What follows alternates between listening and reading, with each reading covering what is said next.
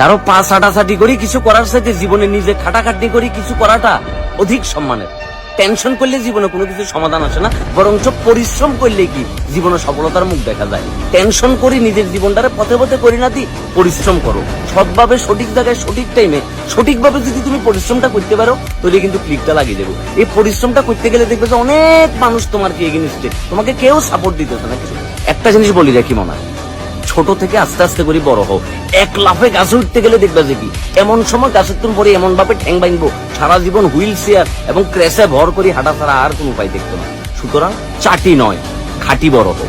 তোমাদের কাছে এখনো পর্যন্ত কিন্তু সময় আছে নিজে কিছু করার। নিজে যা মন চায় তা কিছু করো, ছোট একটা কিছু করো, সৎভাবে করো। আশপাশের ভাই ব্রাদারের কাছ থেকে পরামর্শ নাও, যার কাছে পরামর্শ নিলে তোমার কাছে মনে হয় যে আসলে ভালো কিছু হইব, ওই ধরনের মানুষের সাথে চলিয়ে